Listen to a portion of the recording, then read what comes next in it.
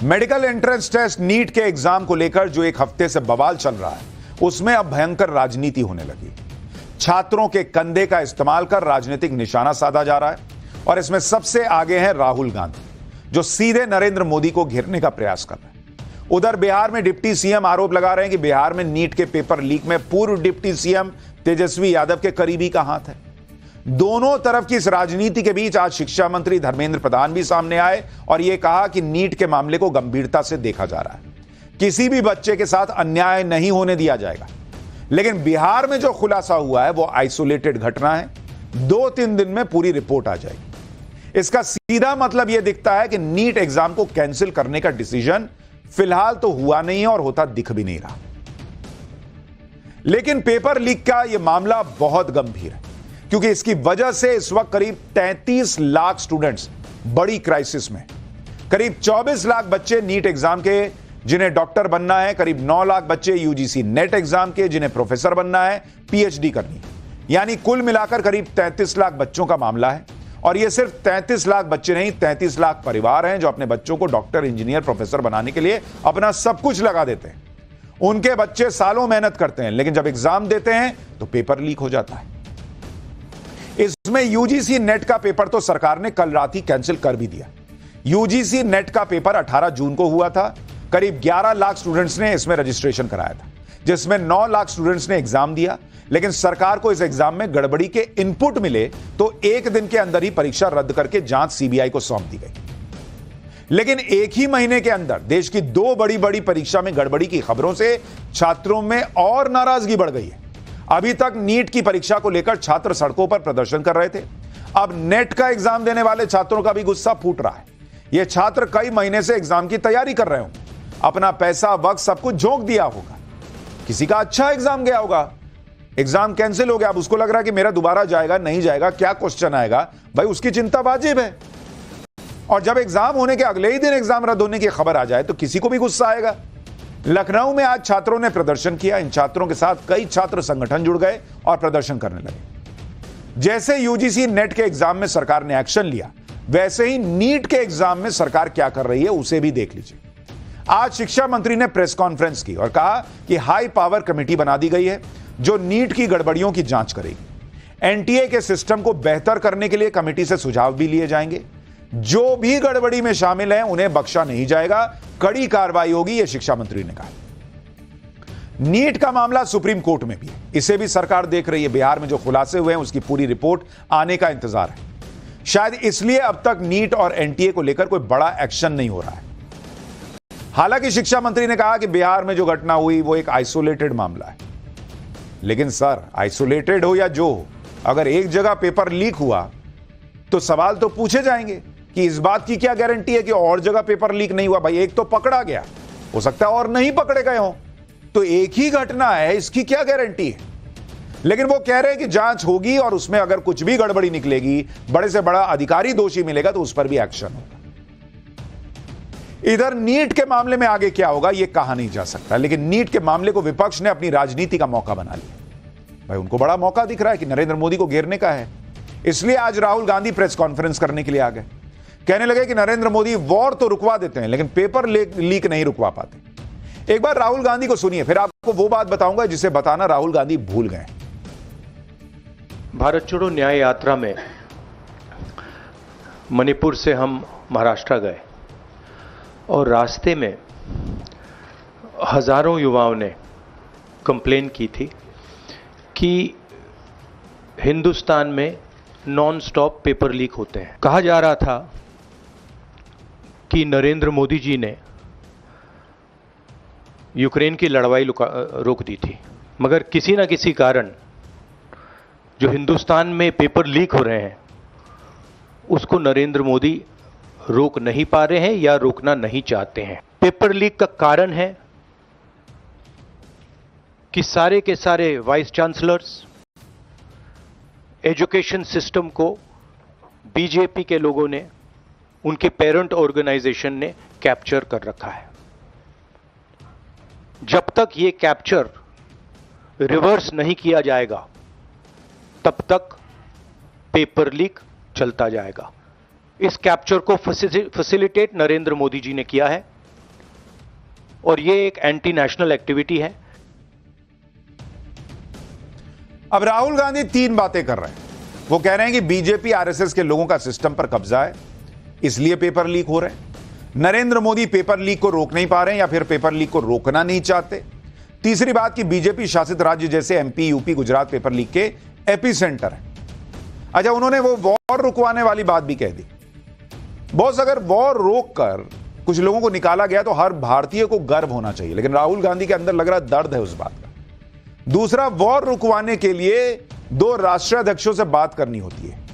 Paper leak का system कितना ज्यादा अंदर तक घुसा हुआ और सड़े हुए सिस्टम का पार्ट बन गया है और कैसे सालों में बना है, मैं आपको बताता हूं। राहुल गांधी ये आपको नहीं बताएंगे। राहुल गांधी ने बड़ी होशियारी से एमपी, यूपी, गुजरात का नाम तो ले लिया, लेकिन उस राज्य का नाम नहीं लिया जिस राज्य में पिछले 5 साल में पेपर लीक का सबसे खराब रिकॉर्ड रहा और जिस राज्य में कुछ महीने पहले तक उन्हीं की सरकार 5 साल से थी। राहुल गांधी को सुनिए कि वो कैसे छात्रों के कंधे का इस्तेमाल कर रहे हैं, और फिर मैं आपको बताऊंगा कि राहुल गांधी क्या नहीं बता रहे हैं और क्यों वो आपको जानना चाहिए, यह भी आपको बताऊंगा। उनकी जीरो क्रेडिबिलिटी है। सब लोग जानते हैं कि एपिसेंटर मध्य प्रदेश, गुजरात एंड उत्तर प्रदेश। सबसे ज्यादा मेरी यात्राओं में सबसे ज्यादा पेपर लीक की बात यहीं आई थी। उत्तर प्रदेश में आई थी, मध्य प्रदेश में आई थी। राहुल गांधी ने पेपर लीक पर बीजेपी के राज्यों के नाम तो गिना दिए। जैसे कहीं अपराध हो जाए तो वहां पहुंच जाते हैं। अगर बीजेपी शासित राज्य हो, बंगाल हो तो वहां नहीं जाते, या अपना कांग्रेस शासित राज्य हो तो नहीं जाते। लेकिन पिछले 5 साल में पेपर लीक के मामले में जो राज्य सबसे आगे था उसका नाम तो राहुल गांधी ने बताया नहीं। वो हम आपको बताते हैं। वो राज्य है राजस्थान, जिसने पेपर लीक में रिकॉर्ड बना दिया और जिसका नाम एक बार भी राहुल गांधी ने नहीं लिया। राजस्थान में 2018 से लेकर 2023 तक 14 पेपर लीक हुए बॉस, जो कि देश में सबसे ज्यादा थे, और तब राजस्थान में कांग्रेस के अशोक गहलोत की सरकार थी। राजस्थान में साल 2019 से औसतन हर साल 3 पेपर लीक हो रहे थे, जिसमें 40 लाख छात्र प्रभावित हुए। राजस्थान के हर पेपर लीक के मामले में 5 लाख रुपए से लेकर 15 लाख रुपए तक में पेपर बेचे गए थे। राहुल गांधी ने राजस्थान का नाम तो नहीं लिया। अगर इतनी चिंता थी या इतना कॉन्फिडेंस था या इतनी जानकारी है कि पेपर लीक कैसे रुकता है, तो राजस्थान में क्यों नहीं रोक पा रहे थे? यानी यहां भी छात्रों के कंधे का इस्तेमाल सिर्फ नरेंद्र मोदी को टारगेट करने के लिए। छात्रों की चिंता नहीं है। राजस्थान में किस तरह से पेपर लीक होते थे, राहुल गांधी को मैं याद दिलाता हूं। आपको एक पुरानी तस्वीर दिखाता हूं। यह तस्वीर साल 2021 की है, जो आपके स्क्रीन पर आएगी। यह तस्वीर देखिए। और तब राजस्थान में कांग्रेस की सरकार थी। राजस्थान में रीट की परीक्षा के दौरान नकल गिरोह को पकड़ा गया, जो पेपर देने वालों को 6-6 लाख रुपए में ब्लूटूथ चप्पल बेच रहा था। चप्पल के अंदर ब्लूटूथ डिवाइस लगाकर नकल कराई जा रही थी। यानी यह था राजस्थान का हाल, और उसमें भी आप पॉलिटिक्स कर रहे हैं बॉस। जो समय है कि आप छात्र से कंधे से कंधा मिलाकर सवाल पूछें, सिस्टम ठीक करने की बात करें, बस खाली मोदी को घेर लेना है। कैसे पूरे देश में यह बस सड़ा हुआ सिस्टम जो है वो छात्रों को बर्बाद कर रहा है, यह हम आपको बताते हैं, क्योंकि हमें राजनीति नहीं करनी। हम कांग्रेस से भी पूछेंगे, बीजेपी से भी पूछेंगे, बंगाल की सरकार से भी पूछेंगे, ताकि हर जगह के छात्र को राहत मिले। आप देखिए ना, पूरे देश में जरा आप आंकड़े देखिए। पूरे देश में पिछले 7 साल का पेपर लीक का रिकॉर्ड दिखाता हूं। पेपर लीक जो हुए हैं, अलग अलग मामले, ये 2015 से 2022 का आपको दिखा रहा हूं। 2015 टू 2022 ये आपको दिखा रहा हूं। और पूरे देश में कितने हुए? पूरे देश में 70 मामले हुए पेपर लीक के इन 7 सालों में। 70 मामले 7 साल। प्रभावित छात्र कितने हुए? 1.5 करोड़ छात्र जो हैं वो प्रभावित हुए। कहां थे राहुल गांधी? 1.5 करोड़ छात्र प्रभावित हुए, 1.5 करोड़। और प्रभावित राज्य कितने थे भाई? प्रभावित राज्य 15 राज्य देश के प्रभावित थे इन 7 सालों में 70 पेपर लीक के मामले में। और राहुल गांधी को सिर्फ 3 राज्य दिख रहे हैं। बहुत सही, आप गलत नहीं कह रहे हैं, उन 3 राज्यों में पेपर लीक हुए हैं, लेकिन राहुल गांधी अगर ईमानदारी से छात्रों के साथ रहते तो वो 12 राज्य भी बताते जहां छात्र परेशान है। राहुल गांधी अगर ईमानदारी से सिस्टम को सुधारना चाहते तो राजस्थान में एक्शन करके दिखाते, जहां उनकी सरकार में सबसे ज्यादा पेपर लीक हो रहे थे देश में। सबसे ज्यादा पेपर लीक कहां हुए?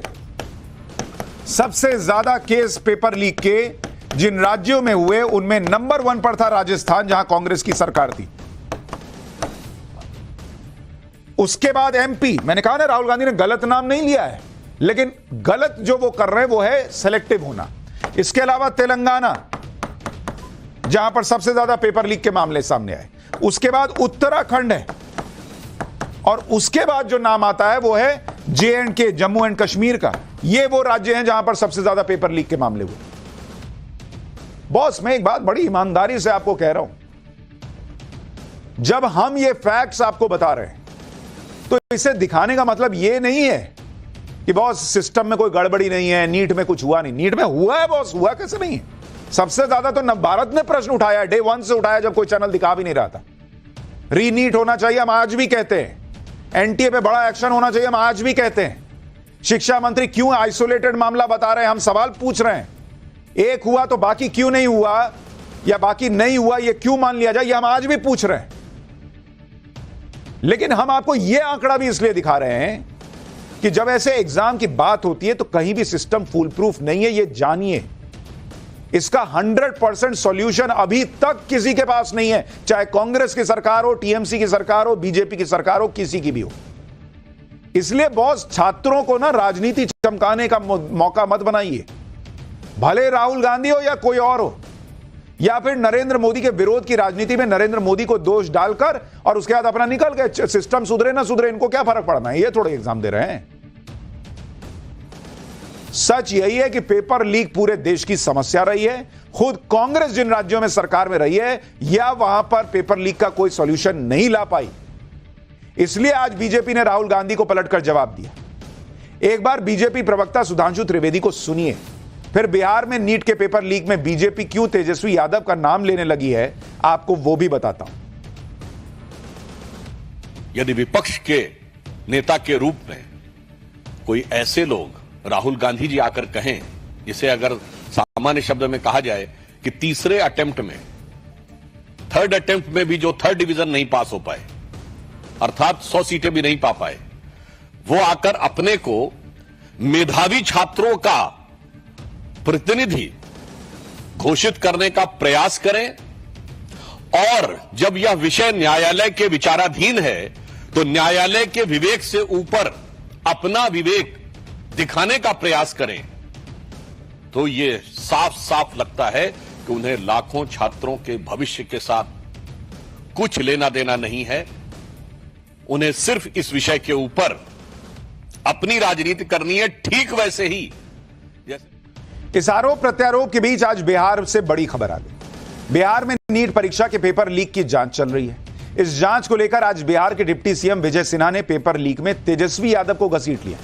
बिहार के डिप्टी सीएम ने आरोप लगाया कि नीट की परीक्षा के पेपर लीक में जो मुख्य आरोपी सिकंदर है, उसका कनेक्शन तेजस्वी यादव के निजी सचिव प्रीतम कुमार से। आरोप लगा कि नीट एग्जाम से एक दिन पहले पटना के जिस सरकारी गेस्ट हाउस में पेपर लीक से जुड़ा गैंग और परीक्षार्थी ठहरे थे, उस गेस्ट हाउस को तेजस्वी यादव के प्राइवेट सेक्रेटरी प्रीतम ने बुक करवाया था। विजय सिन्हा ने कॉल रिकॉर्ड के सबूत दिखाते हुए बताया कि 1 मई को तेजस्वी यादव के पीएस प्रीतम कुमार ने सरकारी कर्मचारी प्रदीप को फोन किया था और सिकंदर कुमार के लिए एनएचएआई का गेस्ट हाउस बुक करने के लिए कहा। इसके बाद 4 मई को प्रीतम कुमार ने एक बार फिर प्रदीप को फोन किया। इसके बाद भी उस रोज प्रीतम की तरफ से प्रदीप को 3 बार कॉल किए गए। प्रीतम के कहने पर प्रदीप ने एनएचएआई का गेस्ट हाउस बुक किया। तेजस्वी यादव पर सवाल उठे तो आरजेडी भी भड़क गई। आरजेडी नेता मनोज झा ने कहा कि बीजेपी पेपर लीक के मास्टरमाइंड को बचाने के लिए झूठी कहानी गढ़ रही है। सुनिए एक बार। गेस्ट हाउस की एक कहानी बनाई जा रही है। मैं आप लोगों को कहना चाहता हूं, आप सबने सुना होगा कि मंत्री कोषांग, कौन से मंत्री का कोषांग रे भाई? पत्र संख्या 440, कहां है वो पत्र भैया? हमारे रिकॉर्ड में तो नहीं है। ये पत्र पैदा कौन कर रहा है? ये पत्र आ कहां से रहे हैं? सिर्फ इसलिए कि नीट में जो बड़े बड़े लोग हैं, किंगपिन हैं, एक जिले के लोग हैं, पूरे देश में वो नेटवर्क है, और उस नेटवर्क को बचाने के लिए आप झूठी कहानियां कर रहे हो। किस तरह की जुबान विजय सिन्हा जी बोल रहे हैं? आरजेडी ने कह दिया झूठी कहानी है, चलिए ठीक है, उन पर आरोप लग रहा है वो तो कहेंगे, लेकिन डिप्टी सीएम कह रहे हैं कि तेजस्वी यादव से जुड़े हुए लोग पेपर लीक के मामले में हैं। तो सवाल तो उठता है, सरकार आपकी है बिहार में, आपने क्यों नहीं पकड़ा तेजस्वी यादव को या उनको जिन्होंने इस पूरे मामले में छात्रों का भविष्य बर्बाद किया? प्रेस कॉन्फ्रेंस क्या कर रहे हैं बॉस? तेजस्वी यादव से जुड़ा मामला, तेजस्वी यादव को अरेस्ट कीजिए। फिर मैंने कहा ना, छात्रों को लेकर पॉलिटिक्स एक तरफा नहीं है, और इसीलिए हम सवाल सबसे पूछ रहे हैं। पर फिलहाल यह दिखता है कि मामला सुप्रीम कोर्ट में है। कम से कम शिक्षा मंत्री ने आज आकर यह कहा कि किसी को बख्शा नहीं जाएगा। आगे क्या होगा इस पर हमारी नजर रहेगी।